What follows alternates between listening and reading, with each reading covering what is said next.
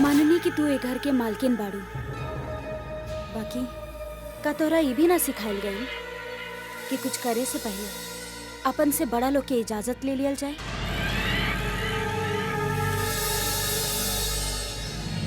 विद्या, कब तक चुप रहो?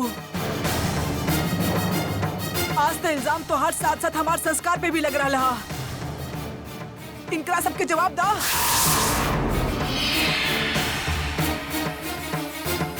दीदी, वो चाबी रहे था हमारे पास, मगर हमके शंभुनाथ के सौगंध हम न तिजोरी के हाथ तक न लगैनी।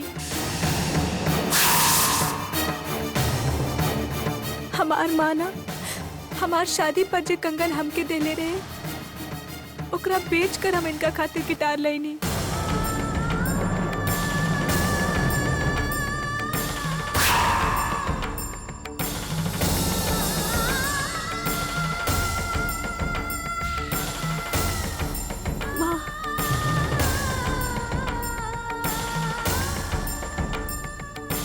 का हो का रहा घर में सिंदूरा? सारा कहानी गिटार के जले से शुरू भई। हमके पूरा यकीन है कि तू ही काम कैले बारू।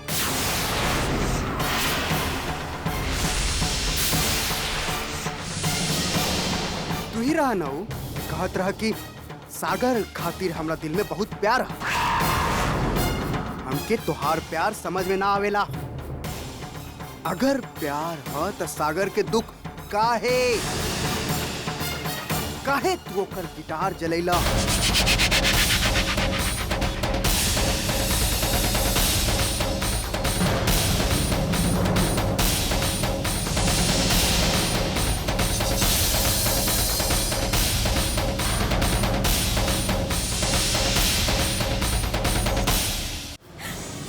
नानी के जीजा जी, दीदी कुछ ना कहले है, कुछ ना कहली दीदी। इनकर गिटार चले एगो हादसा रहे, सिर्फ एगो हादसा। दीदी काहे करी इनकर साथ में ऐसा?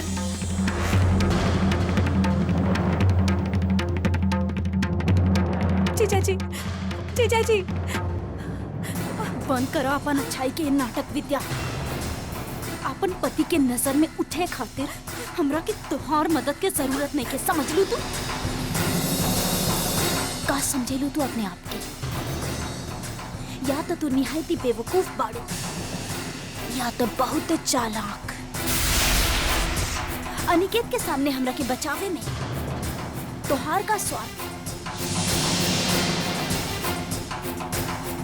हाँ, हमके आपके तकलीफ पहुंचा के का मिली? कुछ भी ना। मगर एक बात हम आपसे जरूर कहा कि हम आपके खातिर लाख प्रयास हैं, पर ईता आपके अपना काहे आप इनका हमार कारण दुख पहुंचावत है? काहे? हमार भाई के भाग्य तोहार साथ जुड़ चुकल बा विद्या। तोहार कर्म के फल ओकरा तो भुगते के ही पड़ी। और तोहरा का लगेला तिजोरी से पैसा चुरा के सागर के गिटार दिला के तू कोनो फतेह हासिल कर ले बाड़ू? ना विद्या, युद्ध तो अभी शुरू भइल बा। संभाल ला अपन आप के भी और अपना सागर के भी। डरेली कहीं कोनो शहीद ना हो जाए।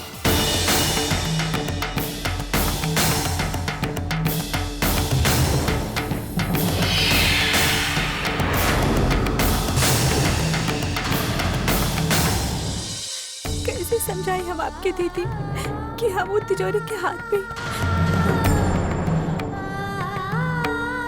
अगर हम तिजोरी के हाथ न लगेनी ता हाथ लगैलस के?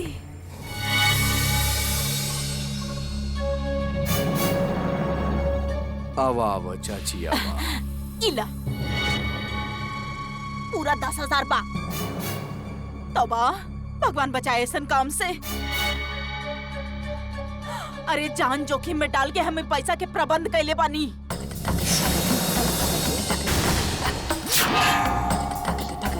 अरे पहले साबुन पर चाबी के नकल उतारनी और फिर चाबी वाला से चाबी बनवानी। हाय हमार तो तेल ही निकल गई। अरे अगर चोरी करते पकड़ल जाती ना तब तक जेल में चक्की पीसती। हाथ जोड़तानी, अपन खर्चा अब खुद उठावल शुरू करा और हमरा के माफ कर दा। अरे अरे काहे चाची काहे हमसे माफी मांगता रू? अब तो आप बहुत अमीर हो गई बनी। चाबी तो आपके ही पास बना। एकर मतलब ही कि पांचों उंगली के साथ साथ सर भी घी के कड़ाही में बाप के। सही कहा था नी ना? सही कहा था नी कि ना?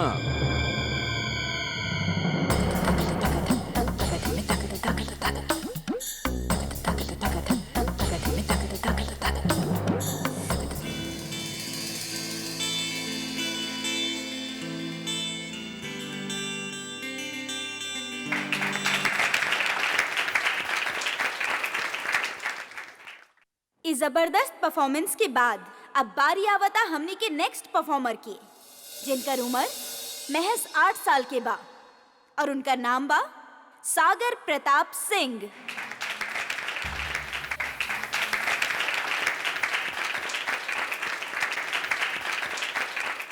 Good luck. जा। Thank you.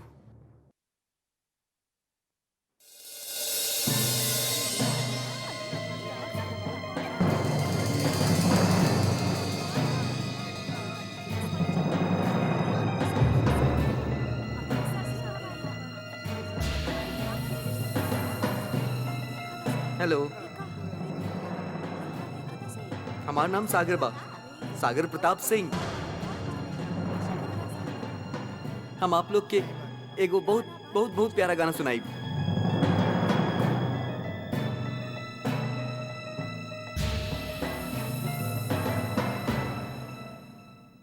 इतना बड़ बच्चा?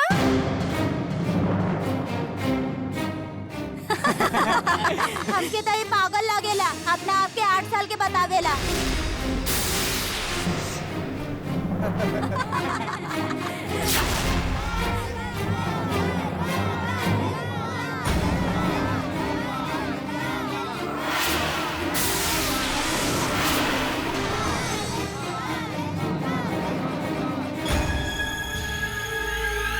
देख रहल बाड़ू विद्या, कहे कि तू सागर से जुड़ल बाड़ू।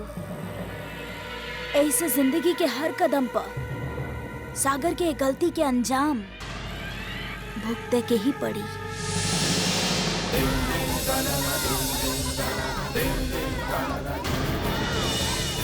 हम पागल ना बनी, हम पागल ना बनी।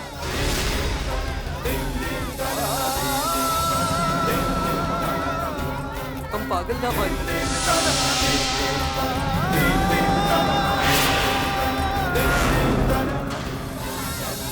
पागल ना बनी विद्या। हम पागल ना बनी।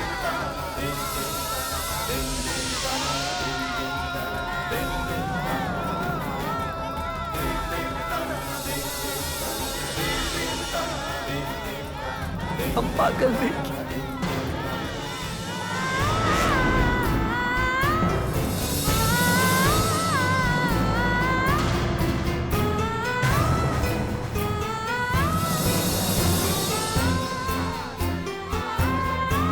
पागल नहीं की विद्या, हम पागल नहीं की।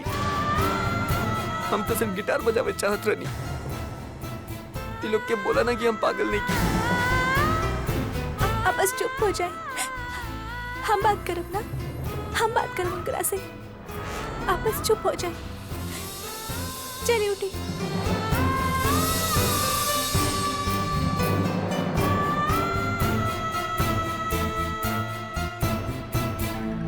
ये सब का हो रहा है नेहा? ये फंक्शन तो बच्चा खातिर है ना?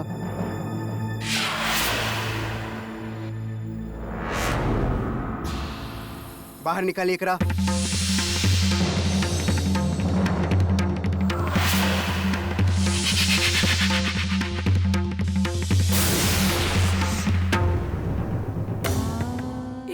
बाहर ना निकाली। ई पागल ना है। एको हादसा के कारण इनकर ही हालत हो गई। शरीर से बड़ा दिखत है पर दिल से बच्चा है, बिल्कुल बच्चा है। एक एगो सपना है इनकर यहाँ गिटार बजावे के। इंसानियत के खातिर ही सही इनकर उस सपना मत छीनी। बस एक मौका दे दिया आप इनका।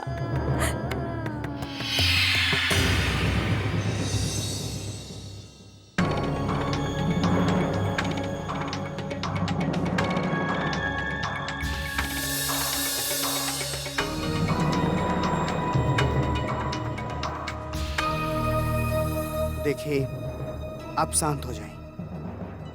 रूल्स केहू खातिर तोड़ल ना जा सकेला, लेकिन इंसानियत के भी नजरअंदाज ना कइल जा सकेला। सागर के बारे में जाने के बाद हम जज ही डिसाइड केले बानी कि सागर के एगो मौका जरूर दे। सागर ही प्रतियोगिता में हिस्सा ले सके।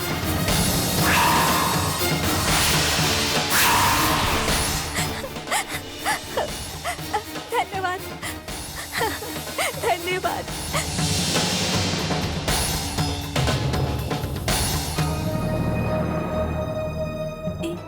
ये कहाँ चल गई?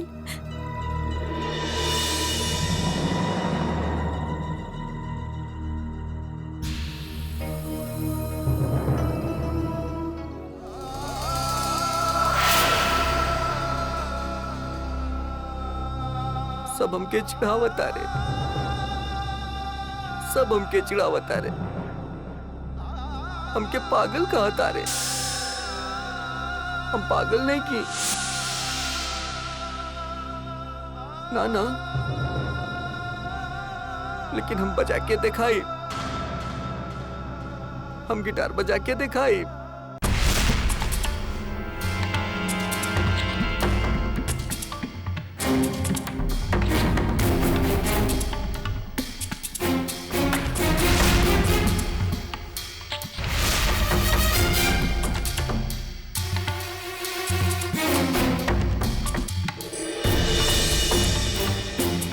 कहाँ चल गई नेहा आप?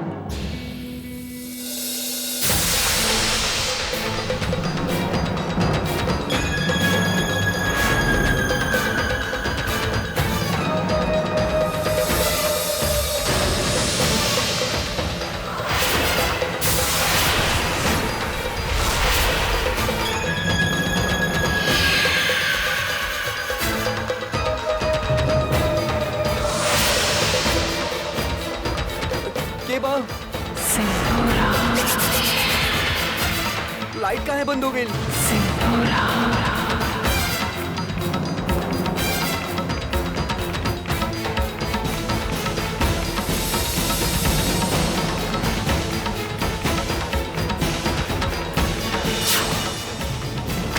दरवाजा खुला,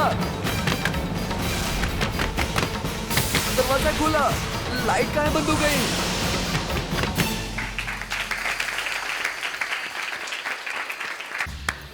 एगो और जबरदस्त परफॉर्मेंस के बाद हम एक बार फिर सागर प्रताप सिंह के स्टेज पर बुलावा चाहता है।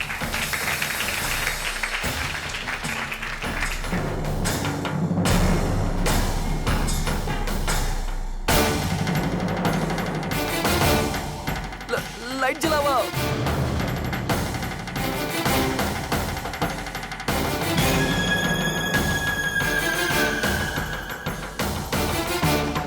लाइट जलावा, हमके डर लगता।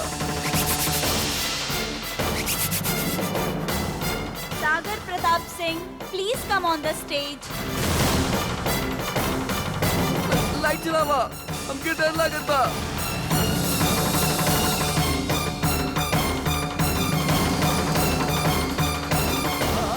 लाइट जलावा,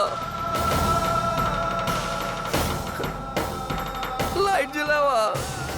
विद्या कहाँ मानू तू?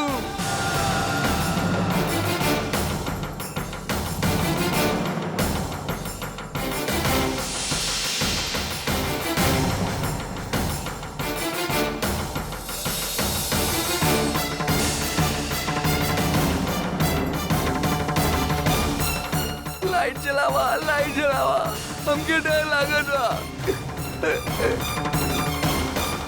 विद्या, कोनो मुसीबत में है ये।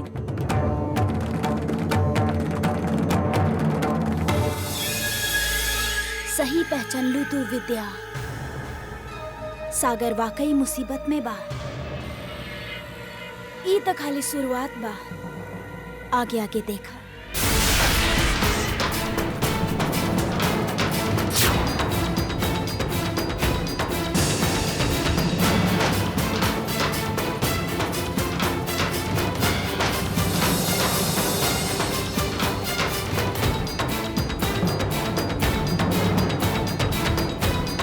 विद्या कहाँ मानू? हमके डर लागत बा।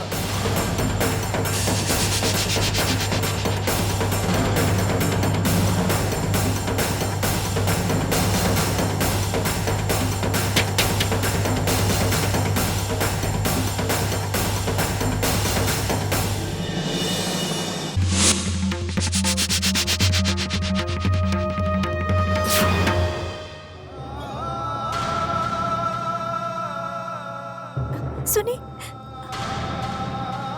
विद्या, हमके क्यों यहाँ बंद कर देले रहे? लाइट भी बंद कर देलस। हमके ले चला, यहाँ बहुत गंदा लोग बाड़े। हमके घर ले चला। हम सब चलो, हम जरूर चलो, मगर हम जाए आपके गिटार बजावे के बाद ही। हमके गिटार ना बजावे के बाद हमके घर ले चला। हमके डर लग रहा बा। सागर प्रताप सिंह, आप जहाँ कहीं भी बानी, प्लीज स्टेज पर आ जाएं। आपके इंतजार हो रहल बा। देखिए, यहाँ गिटार बजावे आपके एगो सपना हा। हम सब ऐसे कैसे जा सकते हैं यहाँ से? हम कहीं ना हमके गिटार ना बजावे के बाद हमके घर ले चला। प्लीज विद्या, घर ले चला। ठीक है, हमारी बात सुनी हमारी बात। देखिए, बाबा ने आप में को कलाकार देख ले रहनी, तबे वो आपके वो गिटार दे ले। अगर आज के दिन आप अपन हिम्मत हार गई नी, तो सबसे पहले आप अपन बाबा के दिल तोड़ब। देखिए, ये आपके सपना हा। आपके बस जरूरत था तो थोड़ा सा हिम्मत के। आप कायर ना है कहा? तो फिर उठाए अपन गिटार और किए अपन सपना पूरा। चलिए, अगर हम हार गई नहीं तो सब हमारे मजाक उड़ाइए। हमके घर ले चला, प्लीज हमके घर ले चला। सागर प्रताप सिंह, आप जहाँ कहीं भी बानी, प्लीज स्टेज पर आ जाएं। यहाँ बहुत गंदा लोग पड़े। हमके घर ले चला।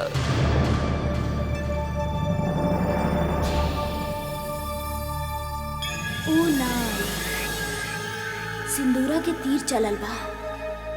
उठे के ताकत ना होई ओकरा में। लागता सागर प्रताप सिंह यहाँ से जा चुकल बा। खैर, अब हम सब रिजल्ट डिक्लेयर करत हैं। रुकी।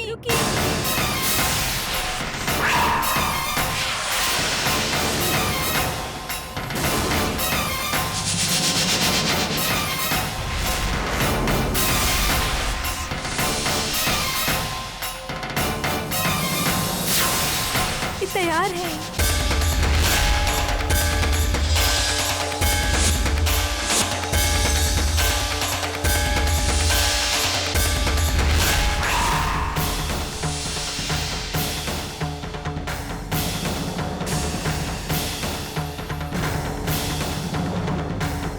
शंभुनाथ आपके साथ हैं।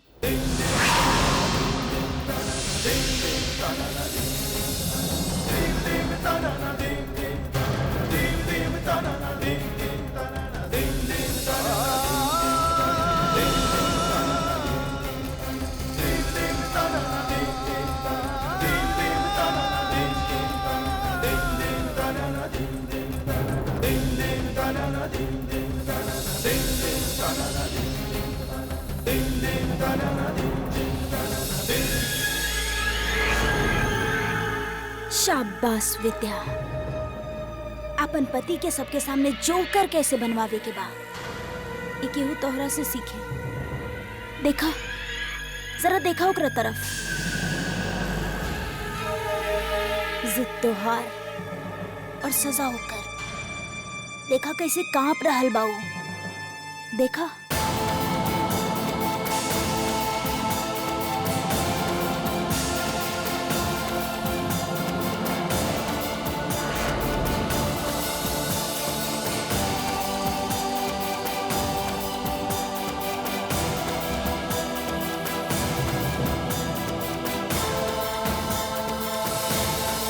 अब बस आँख बंद करके पूरा ध्यान अपन गिटार पर लगाएं और कुछ ना सिर्फ अपन दिल की आवाज सुनो।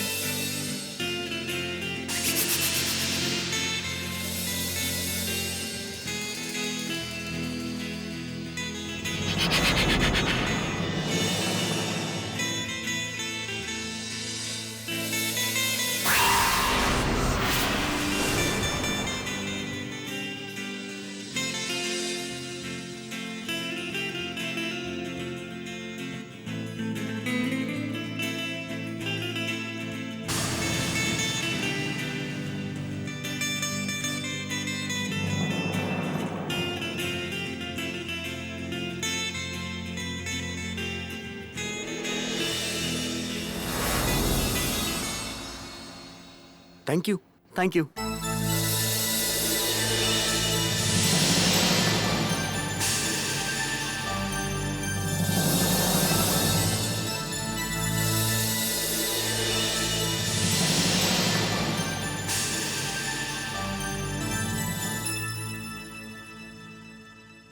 आखिरी परफॉर्मेंस के बाद अब बारी आवेला इनाम के दौर के। और सबसे पहले हम शुरू करत हई निचला पैदान मतलब पैदान नंबर 3 से। और हमार पैदान नंबर 3 के विजेता बारे कुमारी रोहिणी।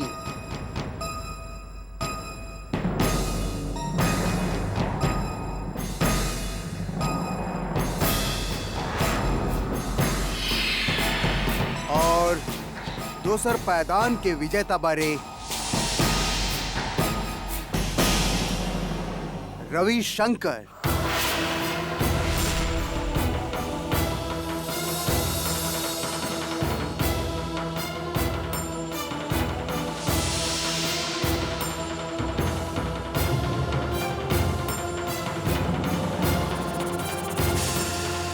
और अब पहला इनाम। दिल थाम कर बैठी हमारी साल के पहला पैदान के विजेता बारे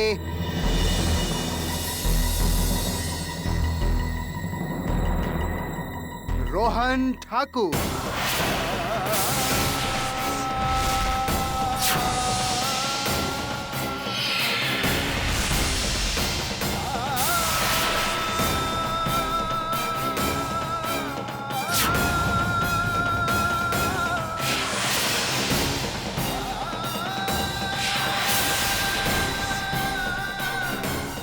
सागर बेटा आवा।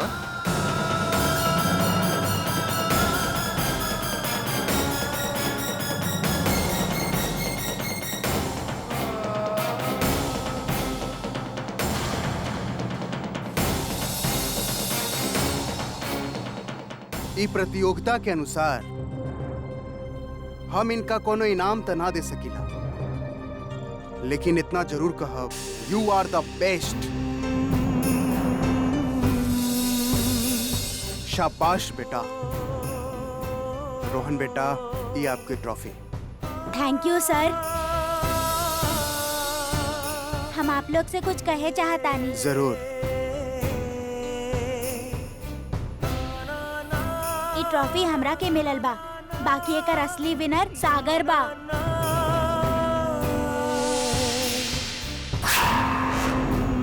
काहे कि वो हमरा से बहुत अच्छा गिटार बजेले रहे।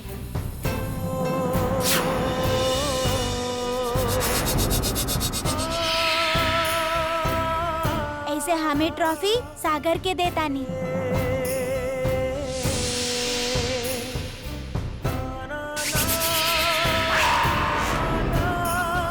इला सागर।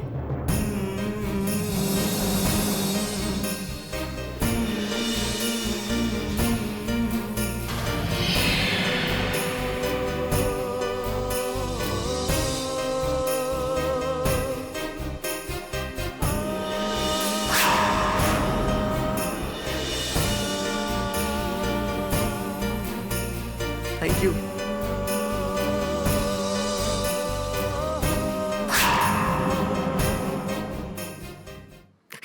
विद्या, हम जीत गए नहीं।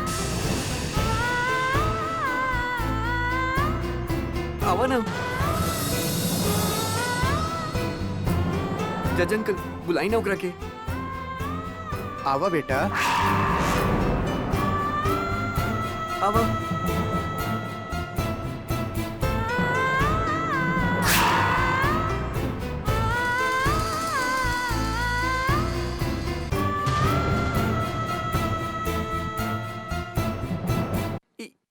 ये हमार वाइफ बाड़ी, हमार पत्नी मिसेस सागर प्रताप सिंह। एकरे वजह से हम जीतल बानी। हम तो चूहा बन के डर के मारे बैठ गेल रहनी। ये हमके हिम्मत देली। Thank you.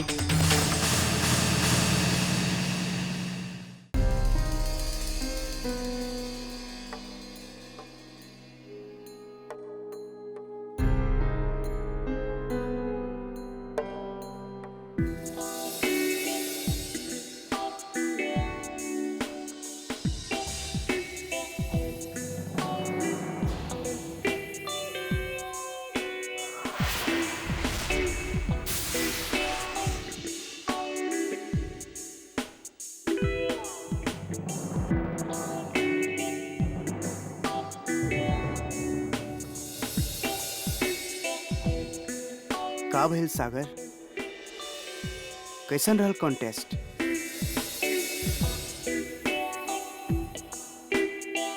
दादा कोनो बात ना, अगली बार आप ही जीतब पक्का।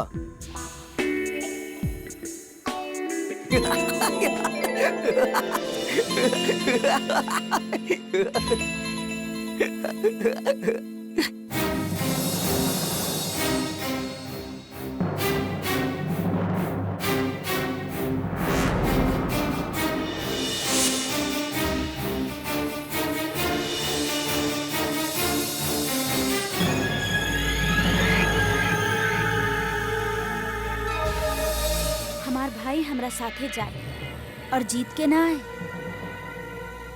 इम्पॉसिबल।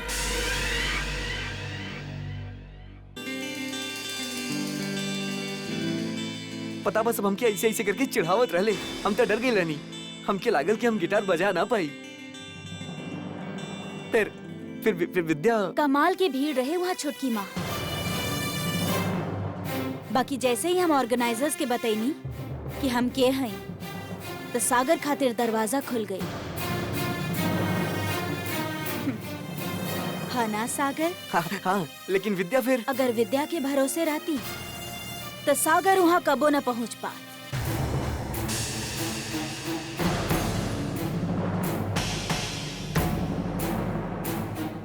इतना अच्छा भइल छुटकी माँ कि हम केहू के बात ना मानी और सागर की वहाँ लेके गई। काहे सागर, हाँ ना?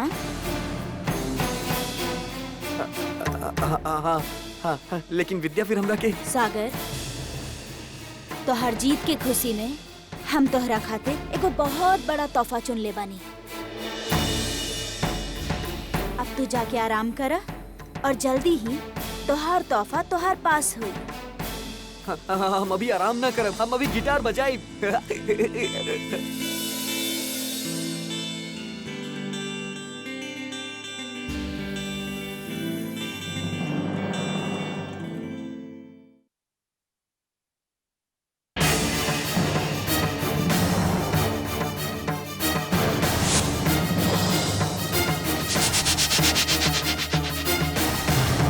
सिंदूरा, तू ही सागर खातिर ये सब।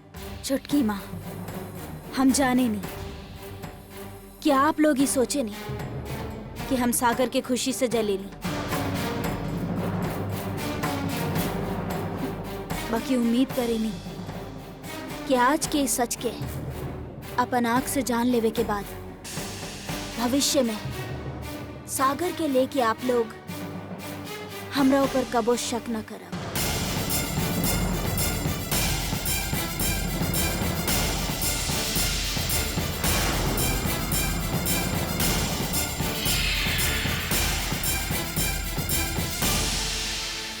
समझ में ना आ रहा विद्या, तो हर ननद के दिमाग में चल कर रहा।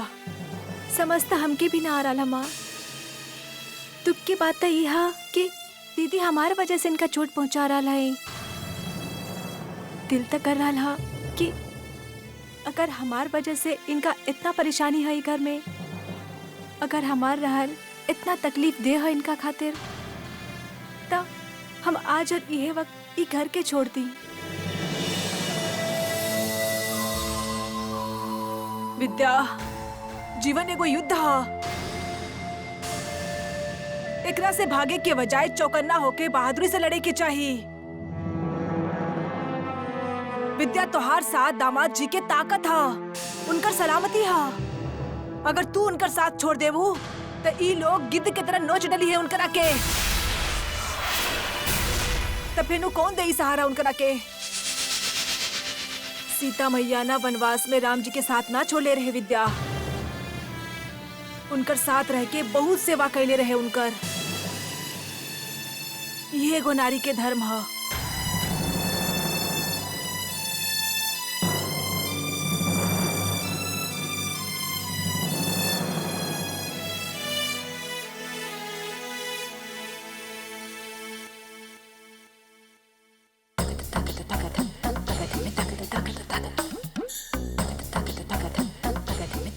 मम्मा,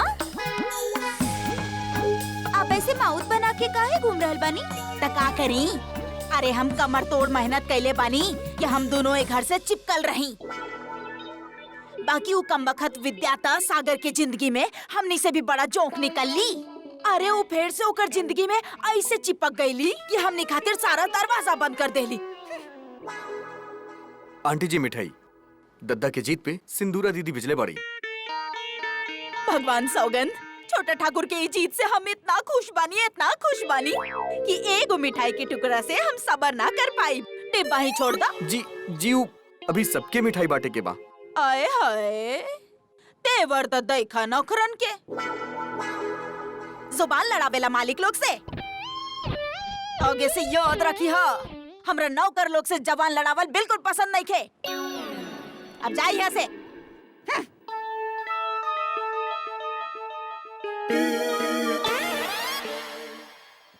अरे समधन जी, आई आई। हेमा, ये देखा कुछ कपड़ा हा। अच्छा, ये बनारसी सिल्क ही है ना? हाँ हाँ, बिल्कुल असली बनारसी बा, हमनी के जैसन। बाकी बा केकरा खातिर? छोटा ठाकुर खातिर ना, ये चीनू खातिर हा। अरे समधन जी, एगो नौकर खातिर इतना महंगा कपड़ा? चीनू नौकर ना हा हिमा, वो हमार भतीजा हा। और घर के कोनो सदस्य के बारे में कुछ बोले से पहले तो के ठीक से जान लेवे के चाहिए।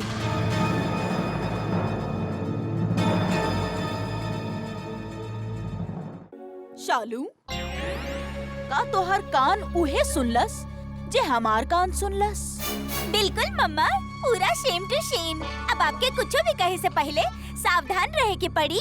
अरे ई ना बेवकूफ लड़की, कि चीनू उनकर भतीजा बा। अच्छा, ई कहली ऊ?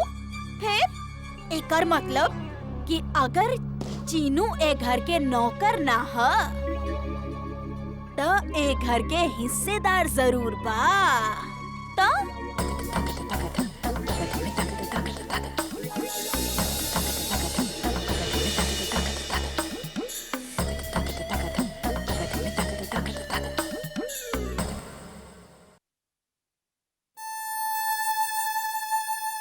वादा कर बेटा कि तू हमरा बाद हमार सागर के कोनो भी हालत में अकेला ना छोड़बू।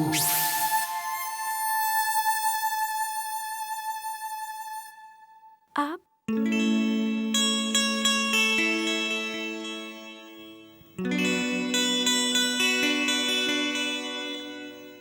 का छुपा रहे हैं आप हमसे? कुछ ना। कुछ होता है? दिखाई दिखाई, अपन हाथ दिखाए।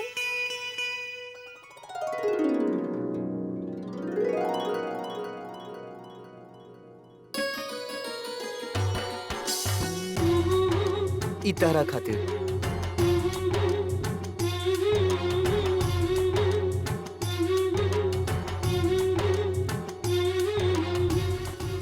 हम जाने ली सिंदूरादी कंपटीशन में हमरा खातिर बहुत कुछ केले बाड़ी।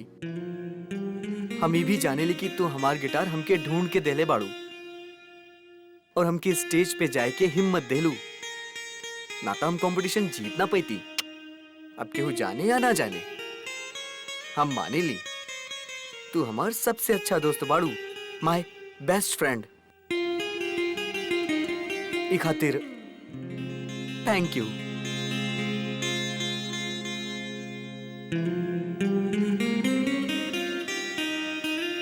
मिस्टर इंडिया कहेला फ्लावर देवे से दोस्ती गहरी होखेला, बहुत गहरा होखेला। इला ला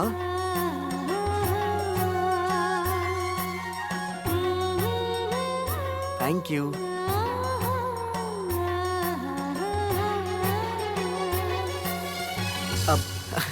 अब से तू हमार सबसे अच्छा दोस्त बाड़ू।